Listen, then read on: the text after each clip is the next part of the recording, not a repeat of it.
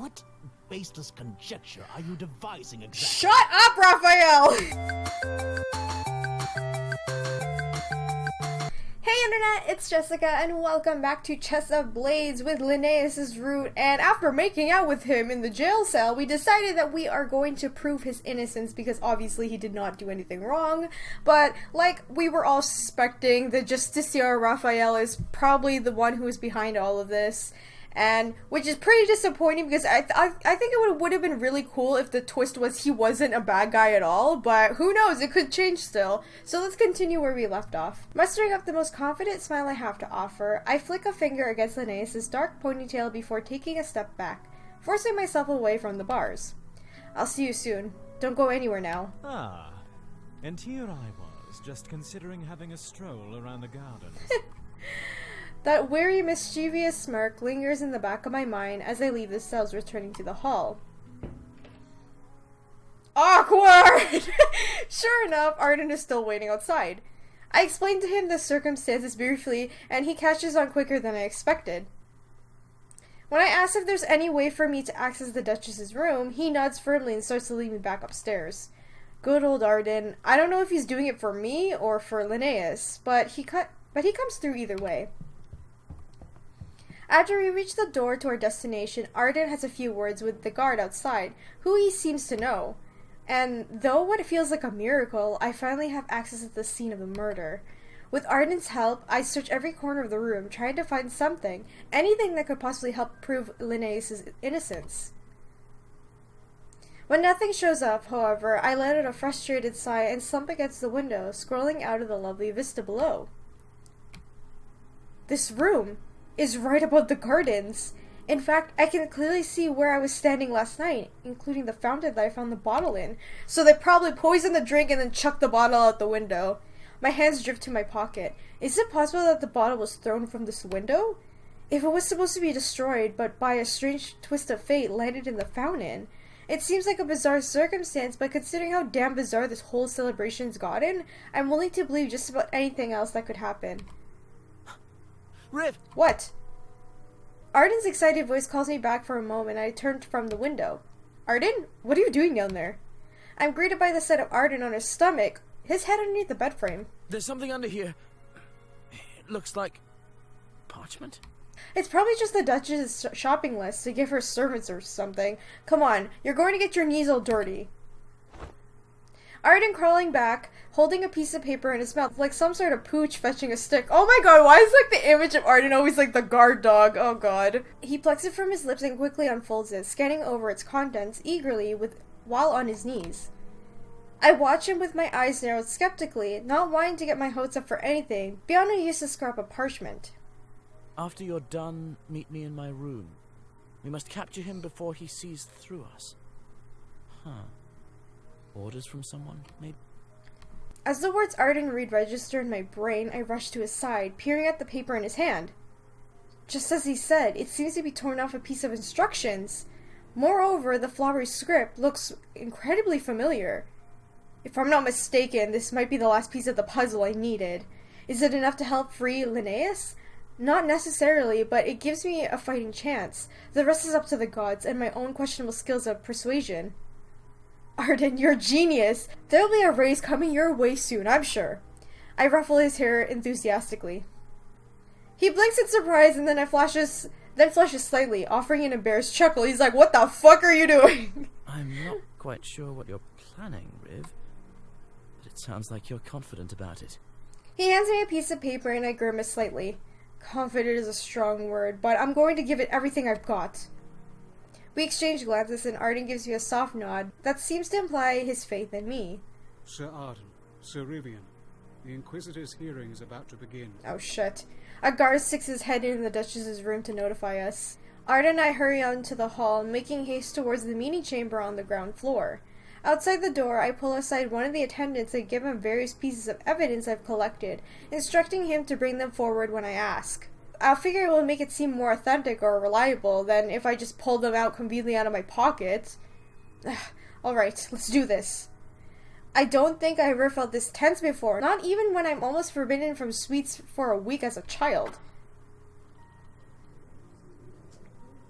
While I walk into the meeting room, I suddenly get the sense that I am very far over my head. There are several older men and women also heading inside, and I recognize a few of them as important figures in the king's most elite circle.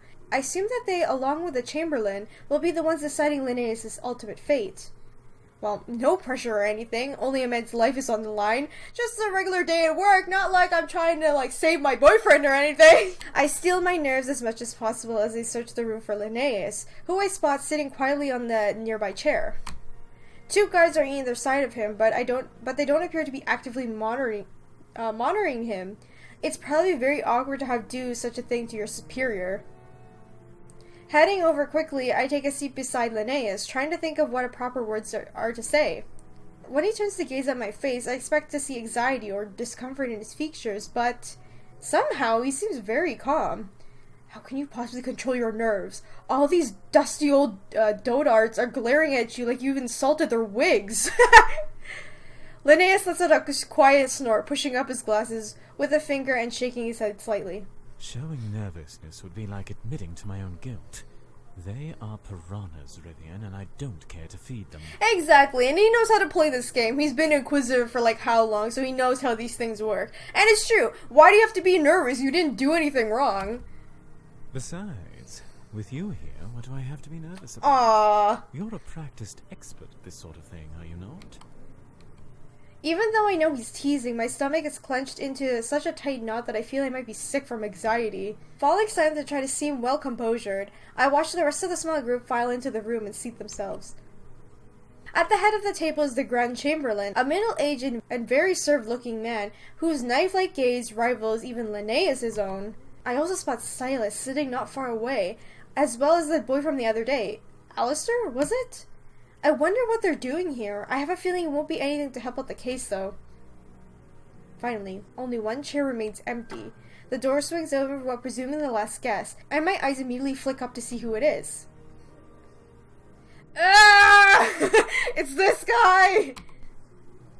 Raphael. Wearing his usual confident, smug expression, the justiciar tips his hat to the chamberlain before striding up to his chair, settling down in it with a flutter of his coat. I can tell from the slight sneer-like curl of the chamberlain's lips that he doesn't care much for Raphael. Of course, the few times that he glances over in our direction, he had a fairly similar expression, so I don't think he particularly likes Linnaeus either. Why can't everyone just get along? Rivian, you know that nobody's gonna get along here! If the advisors, the Justiciar, and the Grand Inquisitor are ready, we will begin our expedited hearing for the purported crimes of Linnaeus Glaucia. A hush falls over the room as soon as the Grand Chamberlain The speaks. Justiciar has made a grave accusation against the Grand Inquisitor Linnaeus for the crime of stealing the deceased Duchess's prized diamonds, as well as causing her death through the poisoning of her drink. Today, the Justiciar has several witnesses he has brought before us, while the Inquisitor has chosen to bring a single witness, Rivian Varrison. Barely audible murmurs course among the gathered nobility for a moment, and I feel a plethora of surprised, curious stares directed our way. Justiciar, if you would I can care imagine to so, present because your of his father. claims, as well as substantiate them for the gathered advisors. He nods rigidly at Raphael, who responds by beaming widely and rising up in his seat without a moment's hesitation. Raphael's eyes drift from the chamberlain to Linnaeus, and then to me, briefly narrowing. I glare back at him, trying to convey that we're onto his schemes and will completely and thoroughly undo them and clear Linnaeus' name. And also that I think he's a complete cock. Oh my god. My thanks, gracious Chamberlain. Now, I believe all of the wise advisors gathered here are well aware of the circumstances surrounding the beloved Duchess's death, yes? I shall explain what exactly occurred on that dark, fateful night. Okay, dude, you're not fucking in Broadway right now. Can you just talk like a normal person? Oh my god. Oh, here we go. You should have brought some of those sweets you're so fond of, so that we might have some refreshments during this painful performance. I'm glad Linnaeus got on too. Linnaeus mutters under his breath to me, his nose wrinkling in disgust, although his eyes remain keenly fixed on Raphael. While the Duchess attended dinner, her room was empty and locked. However, there is one servant in this castle with keys to all of the guest rooms. And aware of that fact, Sir Linnaeus engaged his assistants. What? Are you using Silas? Oh, bitch, you've gone too far. Don't use Silas's name. When Raphael indirectly mentions him, Silas stiffens. The painful expression on his face speaks volumes, and yet he remains silent. After requesting the spare What key an to ass. the Duchess's room under the pretext of delivering a special note from the king, the Inquisitor entered the Duchess's chambers and took the incredibly valuable jewels laying therein. I wonder if Silas is going to speak up. I know it's very dangerous for him to do that because he's a servant, right? And he could get fired or worse, killed over this. Because usually with, like, royalty and stuff, they always blame, like, the servants and they just kill them off because they're not valuable to them. So I can see why he's hesitating to say something, but I don't think Silas would just let this slide. Not wishing for his theft to be discovered, however, and instead desiring to frame it as an act of sabotage by the infamous disciples of Ignatius, he slipped poison into the glass of water atop the Duchess's dresser. But it doesn't make any sense, you know what I mean? Why on earth would Linnaeus steal jewels? It doesn't make any sense. This guy's story, you need to get your story straight, honey. Like, this is not, you know, even if I was a Grand Chamberlain, I'd be like, why would he steal it though? That doesn't make any sense. This is unbelievable. Raphael's portraying the cult as a framed party? What's next? He's going to tell us that Linnaeus eats babies? It wasn't until we began searching rooms that the Inquisitor panicked and fabricated a story of how he found the Duchess's jewels rather than admitting his act of larceny, knowing that he couldn't hide the necklace during our investigation.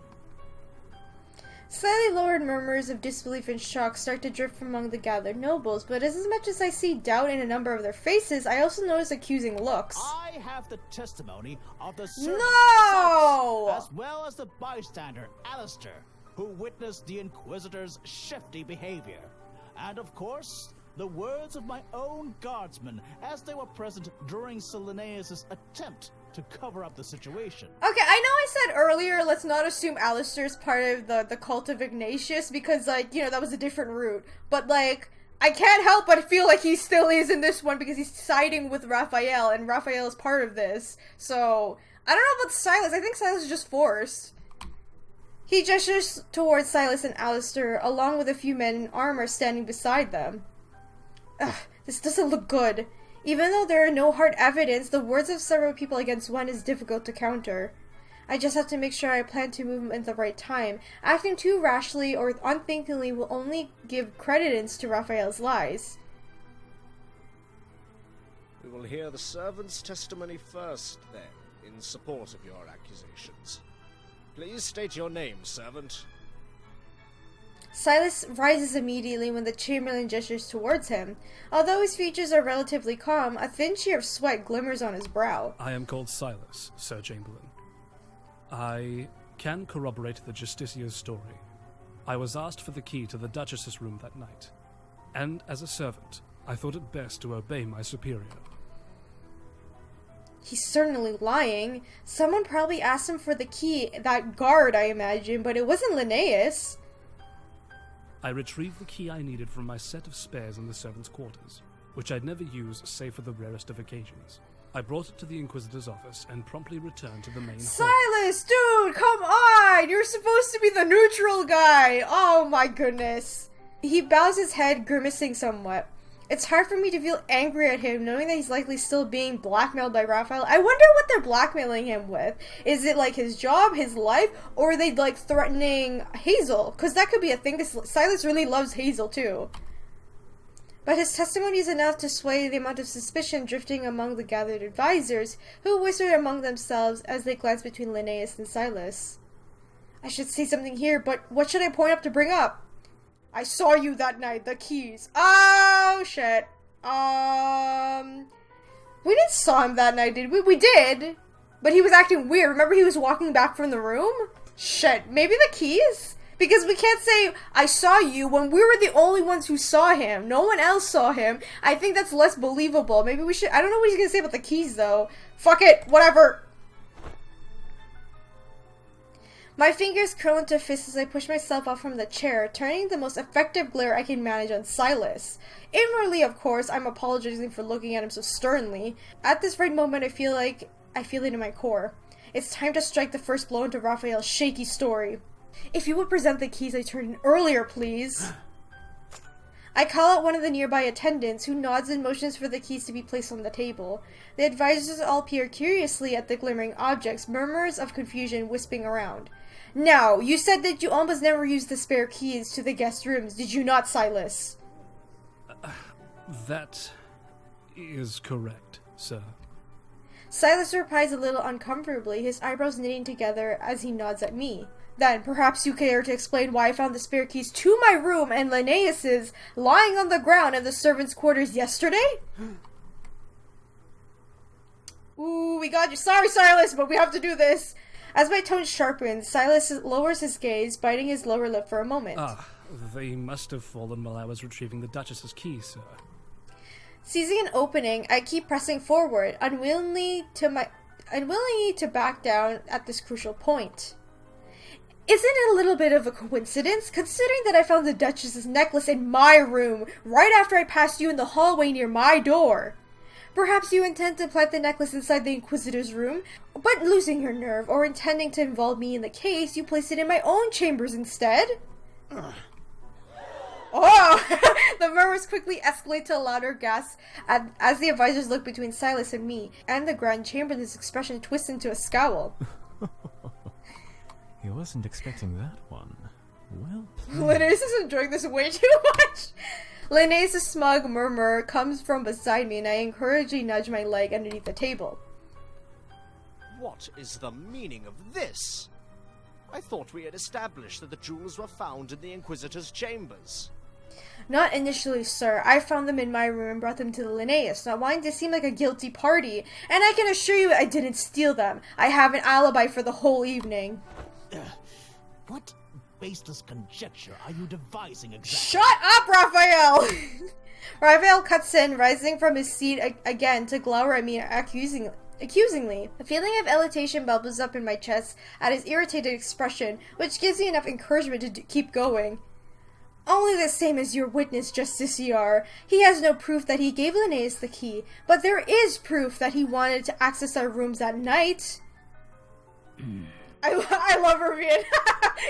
He stares at me for a moment longer, but soon waves a dismissive hand, huffing and fluttering his coat. The servant stands by his testimony, Grand Chamberlain. I implore you to ignore the unfounded mutterings of the Inquisitor's so-called witness. So-called?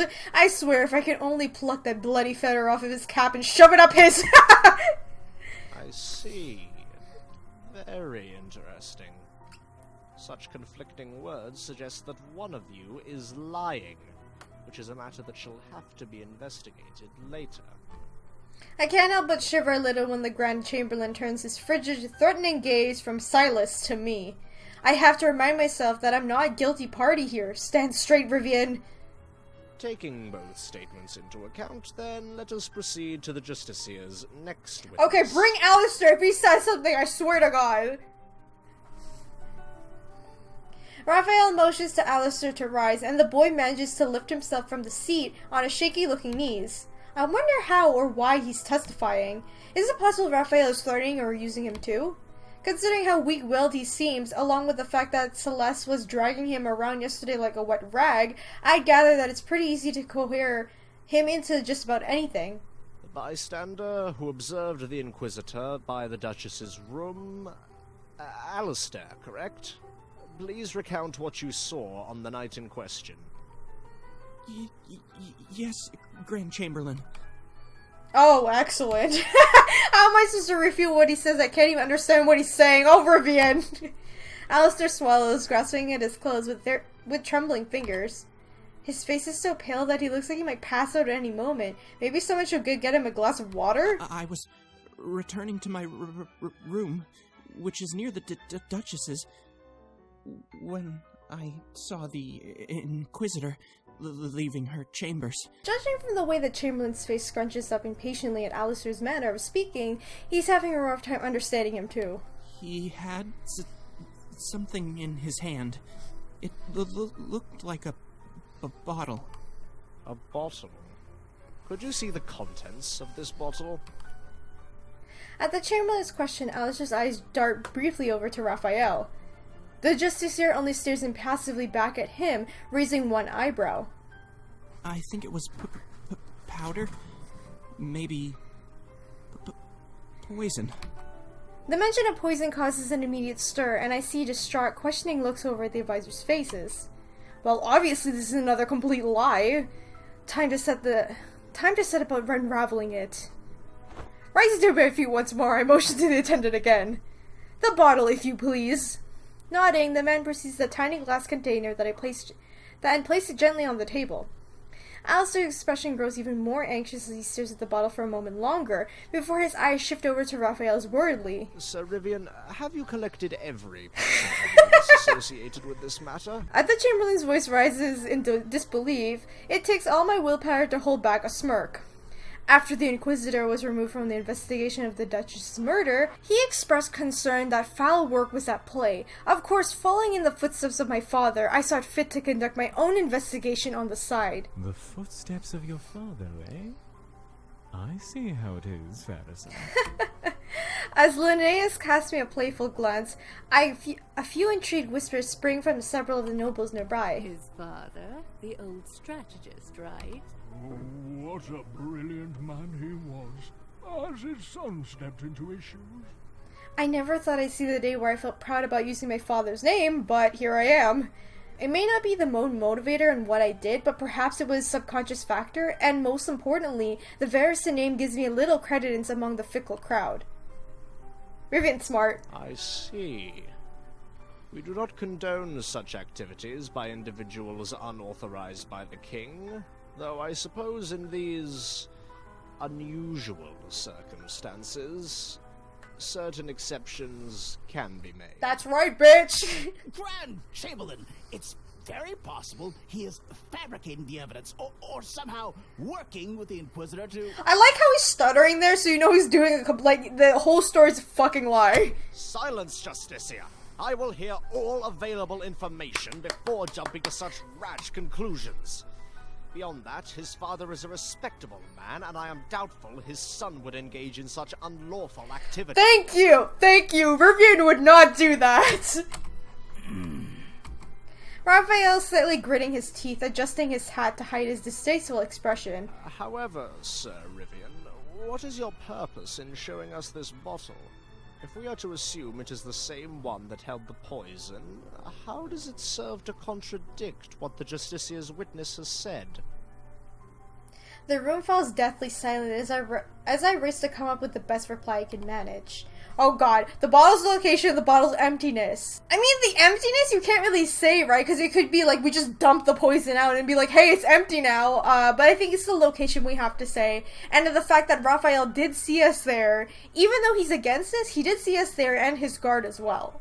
I would like to point out to those who gathered that I found this bottle outside in the castle gardens, floating in one of the fountains. I picked up the bottle and hold it in the light, making sure it can be seen clearly. There is a crack that suggests it was roughly handled or perhaps thrown out the window of the Duchess's room, which directly overlooks the gardens, in an attempt to destroy the evidence.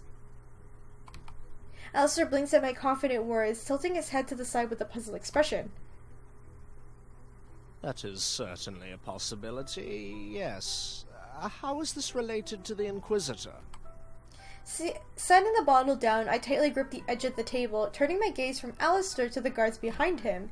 If Linnaeus left the Duchess's chambers with the bottle, why would I find it outside? He couldn't have thrown out the window, nor would he need to, since he could dispose of it in much safer fashion. Instead, does this not strike you as something that would be done by the heat of a moment? Say, by someone who was inside the Duchess's room, but not alone? Although I've been mostly relying on guesswork up until this point, Raphael's sudden low growl makes me think I'm on the right track. Rivian's good. He doesn't act for this kind of stuff, so I trust that he can, make the right decisions for this. Sir Rivian, just what are you implying? It seems like you clearly suspect someone besides the Inquisitor is at fault for this matter. Taking a deep breath, I slam my hands down on the table. Then I point my finger at the guard closest to Raphael. I've never seen his face before, obviously, but he's notably taller and bulkier than the other guards, so I'd remember his stature anywhere. Why don't you take off your helmet and see if any other guardsmen recognize you? My abrupt accusation elicits a number of curious gasps and glances, which I forcefully ignore and try to keep my concentration. Oh, this all seems like it has escalated very strangely, but kindly oblige Sir Rivian's request, guardsman, to keep things moving. You... He growls in underneath his helmet. I notice Raphael kick his ankle subtly. Finally, the man grabs his helmet and slowly pulls it off, revealing a sharp, rugged features marked by several gashes and scars. I've never seen him before. Oh, who's caught in a lie now? I thought he was Galen all this time. What in God's name? Several of the other guards, presumably the ones under Raphael's command, audibly murmur in surprise. That's it, Rivian. This is your big chance. Everyone take a moment, please, and recall what happened after the unconscious Duchess was escorted to her room by several guards. She was given a glass of water that was already on her table, and in those few moments, one of the guards slipped a powdered poison in the glass when no one else was looking. To dispose the only evidence, the bottle of poison, he dropped it from the window, assuming it would break outside. Although he remained silent, I feel Linnaeus squeezing my knee reassuringly under the table. I can tell from the faces of just about everyone in the room, including the Grand Chamberlain, that my theory holds at least a little weight. If it's enough to cast doubt, that's all I need. As for the ones who pulled the strings behind all of this in an attempt to frame the Inquisitor in the process, it's none other than our beloved Justiciar, Raphael. Raphael stares at me wordlessly, his eyes narrowed into slits. I can't help but think of how ironic it is, considering how much he's attached himself to me last night. In the end, he probably sees me just another thing to try and take away from Linnaeus. Well, that's quite the accusation, Sir Rivian. However, we cannot give credence to such an argument without substantial evidence to accompany your words. Yeah, we can, it's true, because no one was there. We can discredit his story, but we can't say it's Raphael, because we have no evidence that it was him, since he had other people do it. It's time for the final blow. I can't really mess this up. If I do, it'll be all over. Repeating those words inside my head, I nod to the attendant who pulls out the last thing I gave him today. A small note with a few damning words. Rivian. A shocked whisper comes beside me, but I resist the urge to look down at Linnaeus, instead focusing my gaze intently on the Chamberlain. Shall I read you this note that I found in the Duchess's room, lost beneath her dresser? If you would be so kind, yes. The Grand Chamberlain watches me with interest, his severe expression tempered somewhat by curiosity. It says, "After you're done, meet me in my room. We must capture him before he sees through us." Silence! Hey, you can't do that! You're not Phoenix right here, shut up! Raphael suddenly roars, and just like that, everyone goes quiet. The briefly enraged look in his eyes is gone quickly as it came, however, and it is replaced by a chilly, unmused stare. This disgrace has gone on long enough. To bring something that could be so easily forged into this room and attempt to pass it off as the truth, it is shameful, and you are dishonoring us with your very presence. His voice like the normal theatrical Jesus, and it sounds so harsh that I shrink back slightly. I feel every pair of eyes in the room turn from Raphael to me, and the weight of what I'm doing sets in. I'm charging a man who's supposed to be the head of justice, of our law, with murder and conspiracy. I can barely believe it myself, but such a thing could even be possible. If Raphael is corrupt, how many others who I trusted are the same way? How much of our kingdom is safe, as I've always thought it was? But if I had to choose just one thing to believe in, it would be Linnaeus. And since I believe Linnaeus' innocence, then Raphael can't possibly be speaking a word of truth. There has to be some way to sway things over to my side, even if it's just a little bit. Search his room immediately! I can prove he wrote it! I don't think we can go search his room immediately. I think it's more in the sense of like his handwriting. I think we can prove with that, because he did say Raphael's handwriting is very, like, you know, dramatic and all this bullshit, and, like, nobody can really copy that unless you're really, really good at doing, forging letters and stuff like that. I'm gonna go with I can prove it, because I think at least that way you have some chance. I don't think search his room will do anything, because I'm pretty sure he didn't hide any evidence. If you think about it, Raphael made everyone else do the dirty, like the servants, the guards, whatever. It wasn't him who did all the dirty work, it was other people.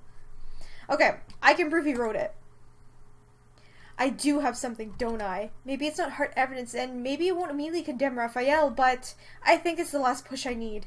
Grand Chamberlain, if you would care to take a look at the exquisite detail handwriting on this note, and compare it to a little something that Justicia wrote for me last night, I think you notice the unique and inevitable penmanship is the exact same. Oh, bitch! You shouldn't have wrote that note to us! I dig a scrap of paper Raphael gave to me with his room number and hand it to the attendant along with the note. He carries them to the Chamberlain, who furrows his brows immediately. What are you doing, taking notes from Raphael? We're going to have a word about this. Linnaeus is not what you think it is! Linnaeus huffs under his breath, pushing his glasses, but I can see a faint smirk on his face. What is the meaning of this? Ooh! They look identical. Quickly, fetch the Justicia's written request for Sir Linnaeus' arrest. The Chamberlain motions impatiently to the attendant, who hurries off with a hasty brow. I love the music! Grand Chamberlain, this is simply preposterous. Anyone could see that this boy is devising complete nonsense. Oh, you're getting fucked now! Raphael slams a fist on the table, grating his teeth, together as he scowls at me, clearly furious. That's what you get for being a lecher, you feathery-hatted prick! A moment later, the attendant comes rushing back in, handing the scroll to the Grand Chamberlain. The Chamberlain's eyes suddenly grow wider as he glances between the scroll and the two pieces of parchment until they look like they're about to pop right out of his head. I cannot believe this. We must have an immediate investigation of not only this guardsman, but the Justicia himself. Men, seize them. Search the Justicia's room at once. Yes! Unhand me, you fools! As the guards, Raphael's former guards, rush over to him, the Justiciar lets out a howl of indignation. The advisors, who have mostly been silent, start to loudly murmur and gawp at the unexpected turn of events. Grand Chamberlain, there's been a mistake, surely. I didn't write anything of that nature. It's a setup, I assure you. The guardsmen pull Raphael, as well as the unhelmed guard, who's been working with him, out of the room as they kick and struggle. What a disgrace. Inquisitor, I'm afraid you must be escorted back to your cell for the time being. Why? We'll hand down our collective verdict after we see what the investigation of the Justicia yields. Oh, bullshit! I thought that'd be enough, but I guess it still is, but, you know, I figured they wouldn't put him in the cell. Understood, Grand Chamberlain. Linnaeus rises from his seat, standing nobly and calmly without a trace of hesitation or fear in his expression. I quickly step back from the table and stand beside him, stealing a glance at his face to try to read what he's thinking. As for you, Sir Rivian, I hope you have not led us wildly astray with these accusations. Otherwise, you will inevitably face investigation yourself, along with the Inquisitor. Understandable, you know, it's fine, but I'm pretty sure we got him. Yes, of course. Thank you for hearing me out, even if it was, rather spontaneous. I feel rather sheepish when I think about how improvised my whole attempt at helping Linnaeus was. I can only hope that it was convincing enough to make the advisors think twice about condemning him guiltily. Okay, guys, I'm gonna end it right here. That was so cool. I love it. I also love how the art style was, where it's all, like, cut into pieces. It looked like a fucking anime. So, I love it. And I love that Rivian finally used his skills, because people seem to forget that he is the son of the military strategist to the king, and Rivian is a smart kid. It's just that he doesn't want to do what his father is doing, but he's really smart. So, I'm glad that we got to do all of this and see stupid Raphael crumbled to pieces. It's awesome. Anyway, please let me know in the comments what you guys think, and I'm pretty sure the next video will be the ending. I will do both the good and bad endings, so don't worry about that. But thank you once again to Argent Games for sending me a game key to play this game, and if you guys enjoyed this video, remember to leave a like, comment, subscribe, because it helps me out when you guys do that. And if you would like to help support the channel on Patreon, the link is in the description. You can also support the channel for free with gawkbox.com/AGirlAndAGame. All you have to do is make an account, open it up on your mobile phone, download the games on my page, play them, and then you donate real money to the channel, which will help me continue these videos and continue the channel overall. So yeah, that was really exciting. I like how different it felt compared to the other routes, but that was cool. So I expect smut in the next video, so we'll see how that goes. Anyway, I'll see you guys in the next video. Bye! Yeah, just shove it in your pants, it's fine. Manuscripts. Manuscripts allow you to educate yourself during the adventure. At the start of each quest, you can choose what to be. And sometimes that brings people together in a not so cute way. Here are 6 terribly awkward romances in video games. Number 6. Cole and Elsa.